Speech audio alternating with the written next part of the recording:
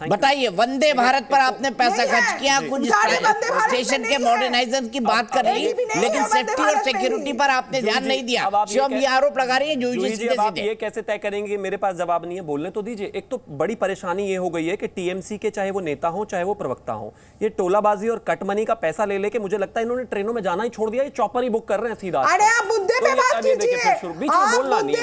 अगर मैं शालीनता से आपको सुन रहा था तो वो इसलिए ताकि आप बोलने से पहले मुझे भी बोलने दें।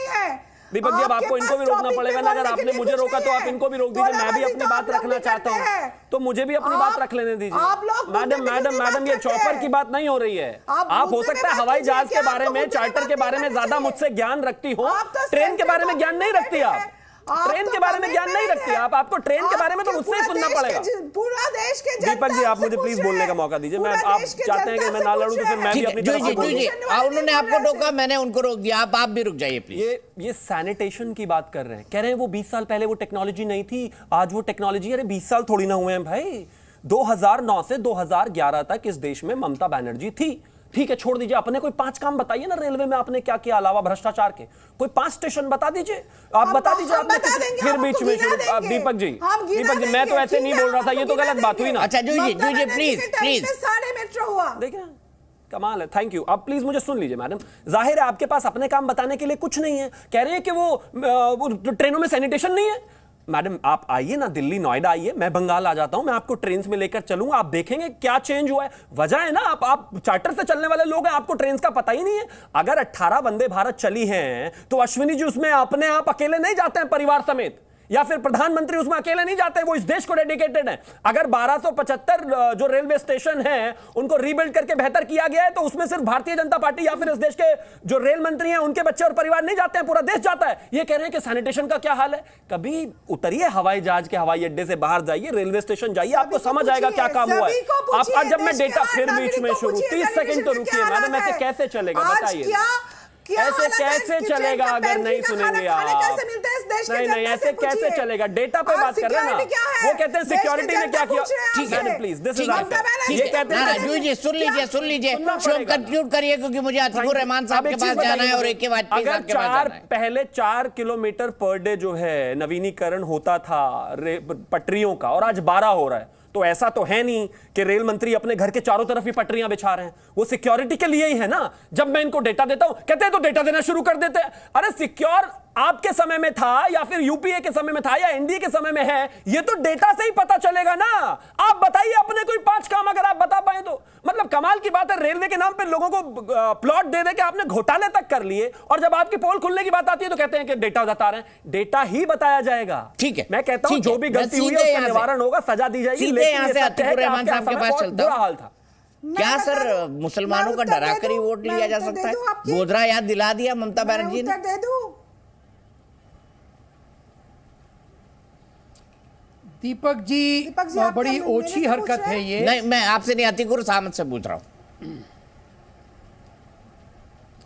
दीपक जी बहुत ओछी हरकत है कि इतनी दर्दनाक दुर्घटना के बाद भी, इतनी लाशें देखने के बाद भी इस तरह की बहस में हमको शामिल होना पड़ रहा है। मैं सारे अब ये ओछी हरकत किसकी है बता दीजिए। ममता जी की है ना ओछी हरकत, ये कह रहे हैं आप? क्योंकि ममता जी का आपने नाम लिया है, गोधरा का जो जिक्र आया है ये ओछी हरकत है। गोधरा का कोई जिक्र नहीं आना चाहिए था इसमें। शर्म आनी चाहिए हम लोगों को कि गोधरा जैसी चीज को लाकर फिर से वही नफरत की बात करना। आज देश के लोग हमको देख रहे हैं कि अगर जिम्मेदार हैं हम तो किस तरह से कोई सुधार की बात करें, चाहे वो रेलवे में हो, सरकारों में हो, एडमिनिस्ट्रेशन में हो। इसके अलावा दूसरी कोई चर्चा नहीं होना चाहिए। जो अपीसमेंट की बात की दीपक जी, उसके ऊपर मैं थोड़ी सी टिप्पणी करना चाहूंगा पूरी जिम्मेदारी के साथ में कि आज का मुसलमान, आज का युवा मुसलमान अपीसमेंट के नाम पर वोट नहीं देना चाहता है। कतई तौर पे किसी पॉलिटिकल पार्टी को अपीसमेंट के नाम पे वोट नहीं मिलेगा। अब ये शिवम जी बताएंगे, क्योंकि बीजेपी ने तो इस डिबेट से पर्दा झाड़ लिया है कि यूपी में पसमानदा मुसलमानों का अपीसमेंट करके कितने मेयर इलेक्शन आपने जीते, कितनी निकाय चुनाव के अंदर आपने सत्ता हासिल की पसमानदा मुसलमानों का अपीसमेंट करके। इससे ज्यादा मैं नहीं कहना चाहूंगा कुछ भी। ठीक है, मैं शिवम जी से के पास जाऊंगा, पर छोड़ दीजिए। पसमंदा मुसलमान वाजपेयी जी की पार्टी को भी मुसलमान अच्छा खासा वोट देता है बिहार के अंदर और देश के अंदर। मुझे बताइए वाजपेयी जी, अतीकुर रहमान साहब जो है थोड़ा उन्होंने 10 सेकंड जो सेक्युलरिज्म की दवाई है वो थोड़ी कम खाई है, तो इसलिए आज जरा अच्छी बात कर रहे हैं वो कि ममता बनर्जी ने ऊंची हरकत की ऐसा करके। मैं आऊंगा इस पर अतीकुर भाई, आपने बिल्कुल अच्छी बात कही कि ममता जी ने ऊंची हरकत की है। अब सवाल ये है कि आपने सुधार की बात कही, लेकिन क्या सुधार मुस्लिम समाज में नहीं होना चाहिए, उसके अंदर? वाजपेयी जी बिल्कुल, मैंने कहा ना कि अभी देखिए ऐसा है दीपक जी, देखिए ये सरकार 2014 से जब से आई है तो इस सरकार ने सबको बराबर का माना है। मतलब अपीजमेंट तो नहीं है, तुष्टिकरण तो नहीं करेगी, ये बड़ा क्लियर डिक्लेरेशन है, लेकिन किसी को छोड़ेगी भी नहीं।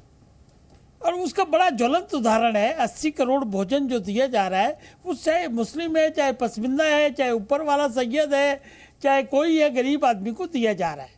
कहीं कोई रुकावट उसमें नहीं है। और ये सरकारों का धर्म होता है कि सबको एक ही चश्मे से बराबर देखेंगे। किसानों के मामले में भी यही है कि किसानों को एक डिजिटल बटन दबाया, सब किसानों को चला गया, चाहे उसमें गरीब किसान है, चाहे पसमिंदा है, चाहे सैयद है, चाहे कोई है। अब दूसरी बात है, जो गोधरा का राग क्यों छोड़ा जा रहा है? गोधरा का राग सिर्फ इसीलिए चढ़ा जा रहा है कि कांग्रेस वर्सेज अपोजिशन हो गया है। अभी मोदी के वर्सेज अपोजिशन नहीं हो पाया। कांग्रेस ये चाहती है कि मुस्लिम वोट बैंक वापस आ जाए और छत्रप ये चाहते हैं कि मुस्लिम बैंक हमारे पास ही रहे। ये उसी का एक सिलसिला है। मोदी, ये जो ममता जी ने जो बयान दिया है गोधरा वाला, ये उसी का एक हिस्सा है सोची समझी राजनीति के लिए। और देख लिए इसीलिए 12 तारीख वाला मामला गड़बड़ा गया, क्योंकि वहां लड़ाई कांग्रेस चाहती कि वोट बैंक आ जाए, छत्रप चाहते हैं कि रिटेन रहे, तो कैसे बात बनेगी। अब तीसरा आ जाओ इस पे रेलवे वाली पे। रेलवे वाली पे एक बात बताइए, कितनी संवेदनशील तरीके से प्रधानमंत्री जी जाके खुद मॉनिटर कर रहे हैं मौके पे। अगर संवेदनशील नहीं होते, अगर दिल में उनके दुख नहीं पहुंचता, तो क्या वो जाते? नक्शा बना के समझ रहे हैं और ये बातें कर रहे हैं सेफ्टी की।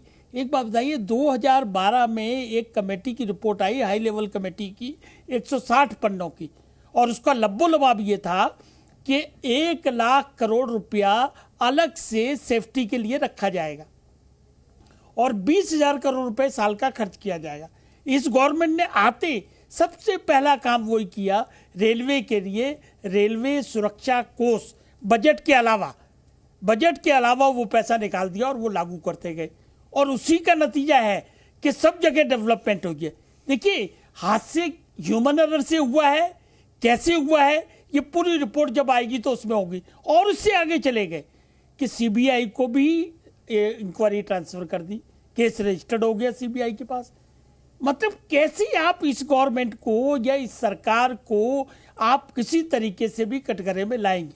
लेकिन दूसरी तरफ क्या हो रहा है, वो सेम पिट्रोडा बयान दे रहे हैं वहां जाके कि भाई हिंदू धर्म जो है उससे मंदिरों में जाने से रोजगार नहीं मिलेगा। मतलब क्या, अपना नहीं देख रहे हैं, आप दूसरे को ब्लेम करे जा रहे हैं। और ब्लेम करने से पहले ये भी नहीं सोच रहे कि हम किस बात का ब्लेम कर रहे हैं सरकार को।